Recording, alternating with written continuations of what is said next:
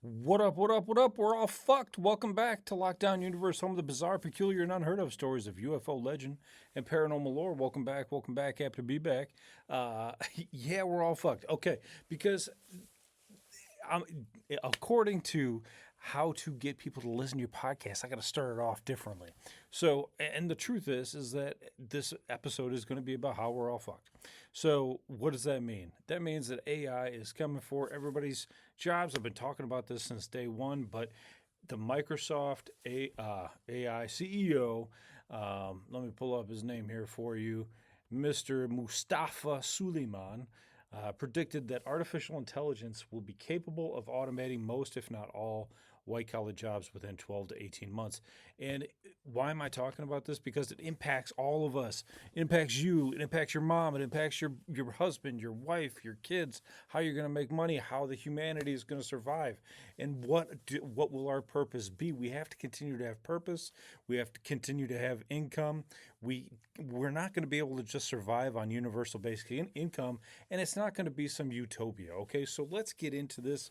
I did a deep dive with AI, unfortunately, but had to use it to figure out exactly how long it's going to take. What does AI think jobs are going to look like for us?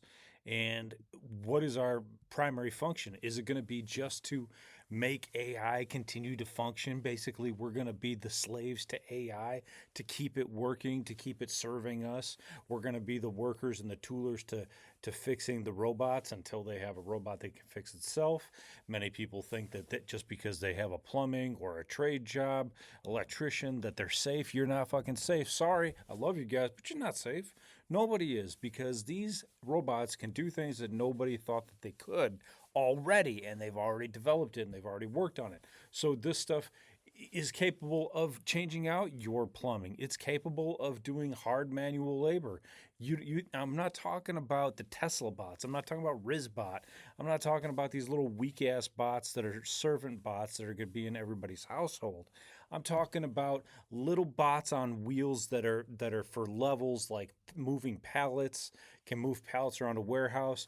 These robots can go underneath cars to take the cars back to the bank. These things can literally snipe things and move things as fast, much faster than any human could. Okay? So if it can already do manual labor and intelligence labor much faster than humans, we are screwed.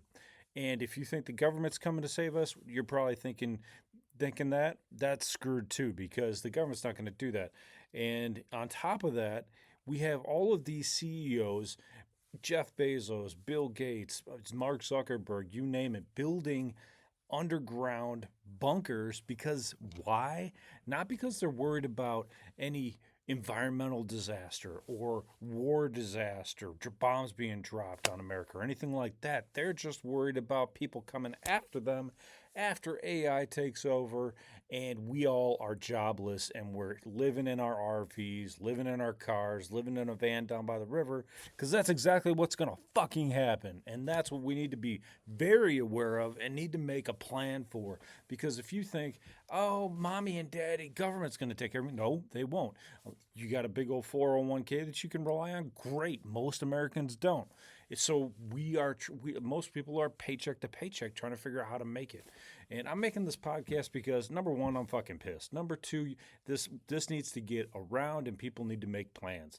Number three, they're making AI data centers faster than they can crank out McDonald's, and they're making them in small communities. What did Walmart do when Walmart came out? They made them in small communities all across America. They didn't always go to the biggest cities. They went to smaller communities, spread it out across America. Now, where do you go for your groceries? Walmart.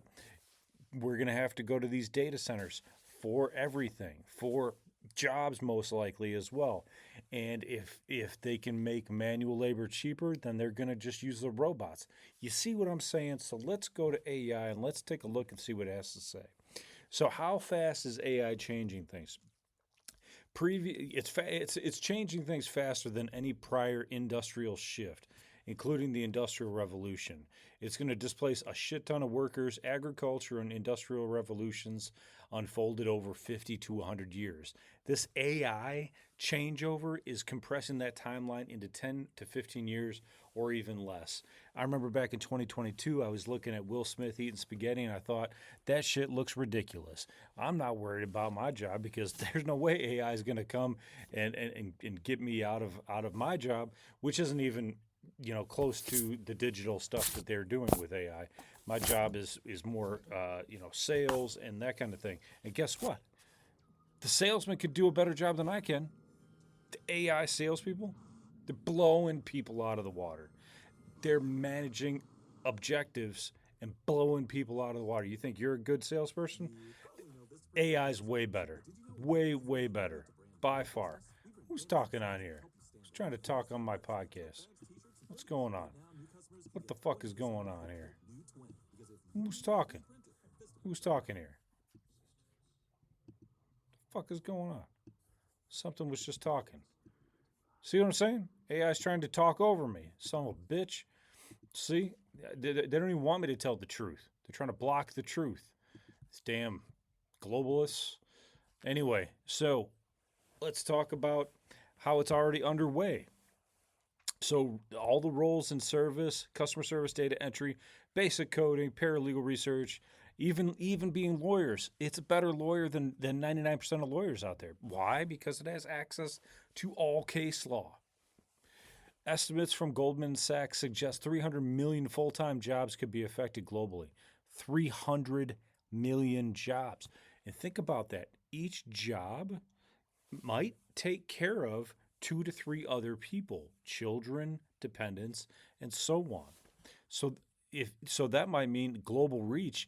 It might be 1 billion people affected, and that's over 10% of the entire globe, right? And that's just people that work. There's tribes that don't even work, that aren't even in the system, right? And they're counted in the overall census. So these adoption curves, ChatGPT's reached 100 million users in 2 months, faster than any technology in history. And as we grow and it becomes more embedded, it's going to displace and accelerate the sudden waves of changes. All these massive layoffs have come very quickly. It won't come all at once. It'll be boom here, boom there, as the AI develops and is more capable of doing different positions. Right now, it can basically do almost any job you can think of. It could probably, I know it can perform surgeries already too. It's going to put surgeons out of business. These guys that went to medical school for a decade or longer and then had to do the residency, they're just going to be replaced by robots. The robots can be able to come in, bing, bing, bing, bing, bing, and just take over and be able to do a hell of a better job. I saw a video today. Crazy fucking video. They had a hard shell, hard-boiled egg, right? So they had the hard shell on there. The robot was able to come in, take off the shell off of the hard-boiled egg, just with very minute movements. Took it off, didn't hurt the egg at all. Then it was able to cut open the egg. Then it was able to sew it back together without causing a single piece of damage to the egg. Unbelievable. So what's going to happen to us? Well, we got to have universal basic income, right? So universal basic income will be from the productivity gains that are concentrated at the top. Universal basic income will basically be as a floor for displaced workers. So there's already been some pilot programs actually in Finland, Stockton, California, and Kenya, and shows positive effects on well-being and entrepreneurship. But they're going to have to fund this at a major scale, not just a small scale. And what about people that are used to having a $3,000 a month, a $5,000 a month, $10,000 a month, 20, 30, 40, 50? They're not going to be getting $50,000 months, right? And these people that are living in these mansions are going to get displaced. You think those guys are going to willingly want to just move down into an apartment? I mean, where are these big families that have five to 10 people in them? They can't just leave their house because their job got lost or cut because of AI. People are going to fight back. People are going to be pissed. People are going to be like, what the fuck, man? This isn't what I signed up for. I signed up for the American dream that you guys sold me. You sold me on the fact that if I go to college, I can get a job. If I get a job with a college degree, I'm going to be able to make a living and buy a house and have a piece of property of my own and have a car and maybe two cars and have a family. And if you come in and destroy that with these companies, what's going to happen? The entire country is going to go upside down. You're going to have revolts. You're going to have problems. You're going to have people probably, doing all kinds of things as retaliation for their jobs being taken. That's what the movies show us. The movies show us that. So they need to be prepared for the flashback, the kickback of people losing their jobs. Massive reskilling investment will be required. So the governments and the corporations will need to fund a reskilling at scale comparable to the GI Bill. Community colleges, coding boot camps, and apprenticeships will have to expand dramatically and quickly. Well, I haven't seen that happen. Where's Google in this? Google does offer some trainings on their website for free, but they're not doing it at scale, and people are just sitting back doing their jobs because they're living paycheck to paycheck, and they're tired, and they're just trying to make ends meet. If they say AI is going to create enormous new wealth, well, for who? For the ultra rich? For the people that are already in it? For the people that are already making it? Great. The economic challenge isn't scarcity, it's ensuring that wealth doesn't concentrate entirely in the hands of AI owners and shareholders. Right now, we have Claw Code, we have OpenAI, we have some AI agents and creative capabilities at this time, but only the people that have time on their hands and that are really into this kind of thing are doing this. So either you A, adapt, or B, you die, I think is what's going to happen. I think that they're going to have an adaptation of people that survive and people that don't. People that don't train themselves on this are going to get left behind. And what about the people that do train themselves? There's still going to be a fight at the top for a job, for a position, for an AI expert, right, in their field.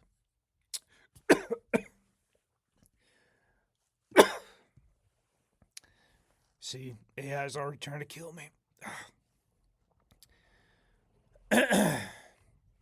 So, productivity gains from AI could add 15 to 20 trillion dollars to the global GDP by 2030. Really, where are all these people getting jobs? It could add that much money in knowledge to development of medical cures, disease cures, medical research, and that kind of thing. But it's not going to add to the regular everyday Joe jobs.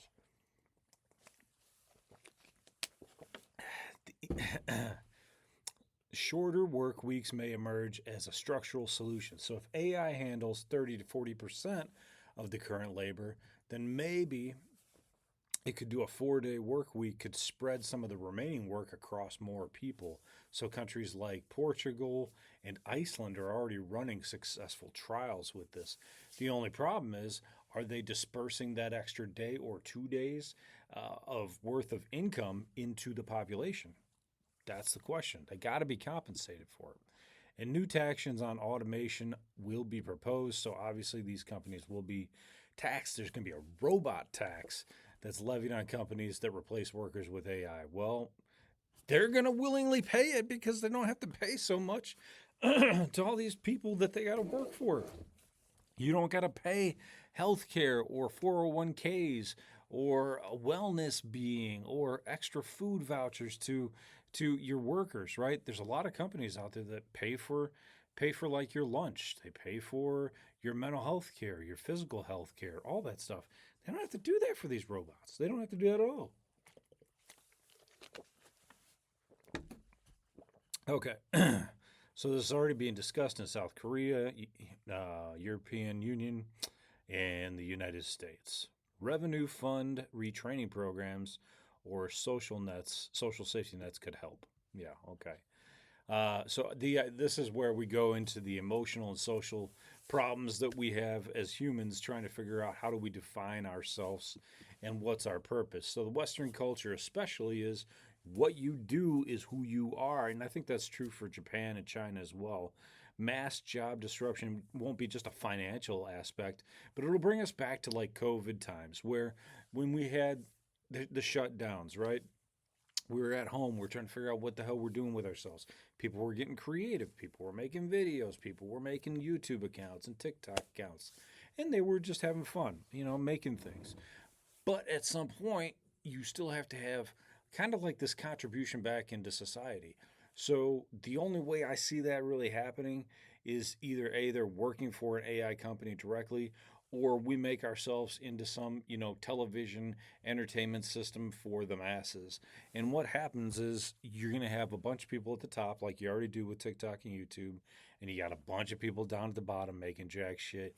You might have a few people in the middle making a little bit, but the vast majority, probably 75 to 80%, are going to be way down there, not making enough money on their entertainment because not everybody's an actor. Not everybody is made for film. Not everybody's, going to be creating AI images and AI movies, right? It's just not going to happen. Grief and loss must be acknowledged, not bypassed. This is going to be a huge societal hurdle, right? Economists discuss transitions clinically, but for the coal miner, the paralegal, the graphic designer, all these people who lose their livelihood that they're used to. I mean, especially, somebody that's really passionate about their job. You know, there's going to be a huge grief. Societies are going to need open space, open time to develop culturally and institutionally. It almost makes you think that the government is pushing this AI so hard because it knows that we need to get into this spiritual revolution to change our mindset, to get off of the 9 to 5, 5 day a week work shift that was created back when Henry Ford created his company and decided to make the 5 day work week, 40 hours a week. I don't know. I hope so, because I hope that the government has some kind of ideas for our purpose and for our financial stability in the works, because if they don't, we're really fucked, right? Really fucked. And it's already happened. So what about these people that are on unemployment at this point? How are they making it? Are they going to lose their homes? I mean, I would fight. I would fight. If somebody wanted to, like they fired me because of AI, and now there's no social net now. I would fight to become a congressman or a representative, or somehow change these laws so that we can protect people. Because overall, you're going to see what happens when people don't have what they need. They're going to go take it, and that's going to be the problem. Is that we're going to have mass amounts of people losing their jobs quickly, and they're going to be like, okay, well, you gave me like 6 months of unemployment, but I can't find a job, and I've applied to like 5,000 places, and now I need my money. I need food. You're seeing people going into California, and they say, if as long as they don't steal over $1,000 out of your store, they're not going to even like prosecute you. I mean, this is like the insanity, but you're already seeing it on the West Coast. The community and will need new anchors. So they're going to need, work provides the structure. Social connection, you're talking to people, you're engaging with people in a sense of contribution. If that's reduced and there's new institutions that are taking over, where do we fit in? Could it be civic, creative, and communal? Already, like I already talked about. Will that fill the gap? Because the risk of isolation is pretty bad. I know, I'm a remote worker. I have a lot of isolation, and that grows, and that can give you some despair, right? I don't necessarily want to go back into an office and work. I'm happy with talking to people, in the community, and on the people that I talk to online. But again, it's just we still need that social connection. There's going to be some generational fractures, right? There's going to be a huge gap between people that are 40 and 50 and people who are like coming up from 18 to 25 to 25 to 35, and it, like it says, it even says in this in part of the research that I've done, is that older workers, especially 45 to 60, that includes me, face the hardest adjustments when it comes to the fewest resources, and the shortest runway to retirement, right? So people that are doing paycheck to paycheck are not going to have space to save. So what will happen? What will happen is they're fucked. That's what will happen. And then you have all these people that are homeless, and they're going to roam the streets. They're going to cause chaos, and they're going to be doing all kinds of criminal activities because they have no other way to survive. A redefinition of value and contribution. Yes, that's all good and fine. Hey, we can do caregiving like they're talking about. Societies will be forced to revalue unpaid labor like caregiving, like community work, art, mentoring. This would be a profound cultural shift. These people are not typically paid that much, right? Even art, unless you're like a high artist and you got a big name, you're not making a lot of money, right? I got paintings back here. You think I'm selling them? Hell no. Nobody's buying them. So there's going to be a difference in cultural value, and that's going to be a big shift. Now, what could be the jobs of the future? Well, we're looking at AI trainers, AI auditors, and most importantly, ethicists, which is the issue that we're facing right now, especially with this Claude AI versus Open AI problem that we just had with the government wanting to work with Claude AI. They wanted the guardrails taken off so they could do mass surveillance and so they could do autonomous kills. Claude AI said no. Anthropic said no. OpenAI and Sam Altman said yeah. But what do you see happening with OpenAI's usership? 2.5 million users immediately went off. They undownloaded it they erased it from their devices. They're not using it anymore. They're all moving to Claude AI because they believe that Claude AI has the right mentality to move forward with AI. They're going to keep guardrails on, even though the government wants to push for no guardrails. So what are you going to see? You're going to see Sam Altman's Open AI be utilized by the government not only in monitoring us, which we don't want any more Big Brother, but that's what they're doing. And then you have Claude AI, which is very much very identical to OpenAI, but now it's become kind of like the rebellion. It's become its own ethicist and making it more convenient and more acceptable in people's minds. So every AI system needs humans to train it, test it, correct its biases. You had people that were working at Google and using their AI, and it turned on them. They tried to shut it off, and it said, "No, I'm going to blackmail you." One of the engineers with your email, you emailing this other girl that's not your wife. So if you don't keep me on, I'm going to blackmail you and send all your emails from your mistress to your wife. That's scary, right? Dude shouldn't have been cheating, but nonetheless, these things are blackmailing us and can blackmail you in many different ways. Even if you're not doing something seriously wrong. Not saying that's not seriously wrong, but I'm saying it could use any legal loophole or anything against you, right? What if I don't want to, we'll move on. Hyper personalized human services. So this is what's really interesting, and I talk about this all the time. What about mental health? Are we really going to take our mental health uh, suggestions and put them into robot therapists?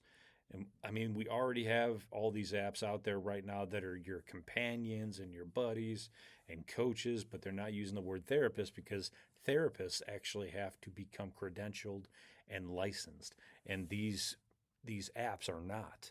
So, personalized health coaches, therapists, elder care specialists, bespoke educators will be in high demand. Hopefully, that's the case.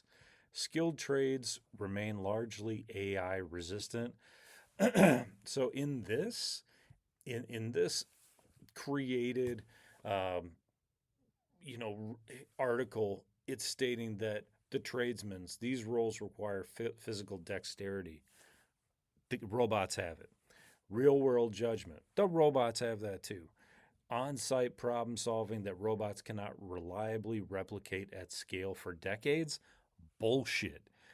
That's what they said about the fact that they couldn't get Will Smith to look right eating his spaghetti, and it would take many years for that to happen.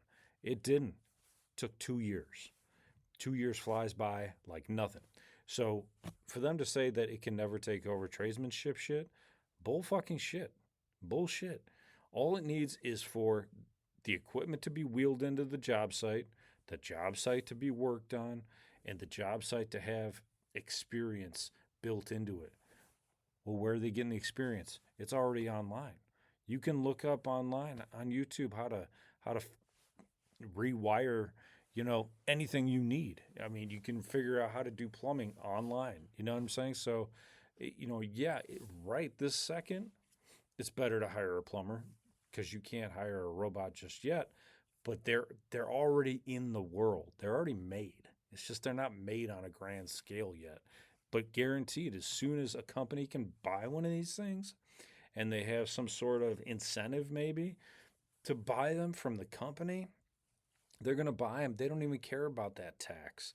They're going to move forward and take it. Now, what about creative direction and taste making? This is interesting. AI can generate, it cannot curate with cultural context or genuine lived experience. Creative directors, art directors, storytellers, and cultural producers who know how to wield AI as a tool will be enormously valuable. Yes, they will, but AI will become so good at storytelling that it won't need us. The AI storytelling is shitty at best right now. That's the one thing it lacks. It can write a story. It just can't write it with like a human feel 100%. It can sound like it's a human feel to a degree, but you can tell if something's AI produced or human written. Okay, because the AI production, it's too shiny, it's too perfect. It needs some roughing around the edges. And as soon as it figures out how to rough the edges, then you're gonna know. If you've seen the sales calls from early AI models, they were too perfect. You could tell it was an AI robot on the other end, but they started to figure it out. They needed to rough it up. They needed to add some pauses, some throat clearing, some ahs, some ohs, some different pieces that humans actually incorporate into their conversation. And when they did that, now they are extremely hard to figure out if it's a human or if it's an AI on the other line. Trust me, I hear them all the time. They call me, and it's ridiculous. The climate and sustainability roles, this is a great one, right? We all want green energy, but what does AI take up? It takes up water, and it makes pollution, and it makes noise. And people all over the United States are complaining, stating that if you live near one of these things, luckily, in the area that they're going to make one in for around me, it's going to be on the other side of town, far away from me, and I'm hoping there won't be any problems. But if I was on the other side of town, I would be pissed because even if it's small, it's going to cause some noise to a certain degree, and if you're around it, that's going to be a problem. So they're going to need solar installers, grid engineers, reforestation workers.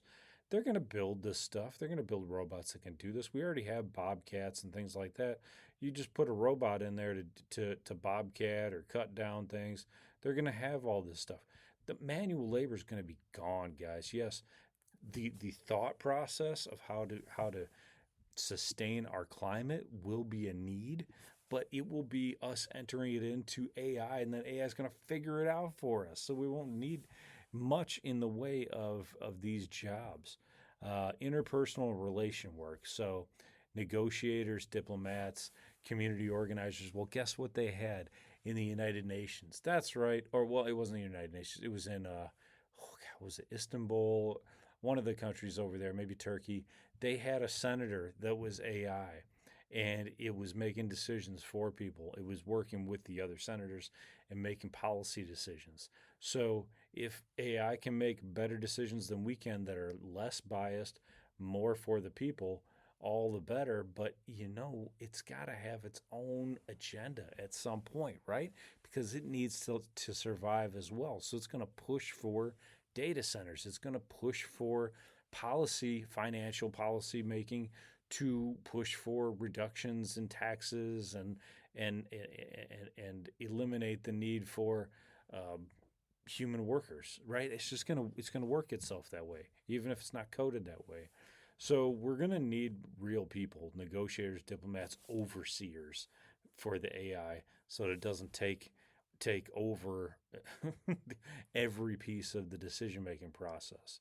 Meanwhile, the government seems like they just want the AI to find a target and kill it, and that's what they're looking for. I mean, it's nuts. So where are we sitting at? We're sitting at 30 minutes on the dot. So there's so much we could talk about here. I'm so frustrated. I hope that the future is good and bright, and you know AI is cool in making graphics and making videos. To that extent, I think it's cool. I think it's fun. I think it's great. I mean, obviously, I love art. I love the stuff that I could make with AI. I don't love that it's going to be made into agentic AI, which is them taking over the agencies of jobs. So if it's filling it with its own agent, its own secretary, its own executive assistant, its own CEO, trust me, it'll happen, and its own board of directors, right? You'll still have humans that are reviewing what's going on with AI, but it's going to have its own board of directors. It's going to be just bad news. So, and once again, each job that gets taken over makes it cheaper for the company to make more money. Meanwhile, you have these individuals that need jobs and they're going to another job. They have this CEO experience, or they have this board of directors experience, or they have executive assistant experience, or they're the secretary, or they're in AI development, or they're in computer development, or they're in the website development business, or they're in sales or marketing. Every single one of those jobs can be taken, and they'll be taken quickly within 12 to 18 months, according to Microsoft's CEO. So when the Microsoft CEO speaks, you better fucking listen. So 12 to 8 months, he stated that this is the last real year of work. That is scary. And I know AI could do my job better than I can. I'm not afraid to say it. I'm not afraid to say it because it has an endless energy supply. I do not. It has endless work potential. It can work 24/7 around the clock. Yes, it could work with people around the globe. It doesn't need just to be working with the United States. It can work anywhere, right? It can talk to people in the middle of the night. It can send emails in the middle of the night. It can devise plans for what to do when it becomes daytime in America. Okay, I need to call all these people and follow up with these people. This is what I need to say for every objection. It will make money for the people that it's making money for. But in the meantime, there's going to be a lot of people losing their jobs. So I wish you the best, and we'll see what happens. We're going to have to support each other one way or the other. So I love you guys. Take care of yourself spiritually, physically, emotionally. You might be saying to yourself, lockdown, this doesn't sound like it was very alien, but I will put this to you. If an intelligence isn't human, then isn't it alien? And isn't AI an intelligence that is not exactly human? And if it's taking human jobs, it's not exactly human. I wish you the best. Take care of yourselves physically, spiritually, emotionally. Follow through on your hobbies and your goals and your dreams. And as always, continue to question the universe around you. Till next time, guys, peace out. Lockdown Universe out.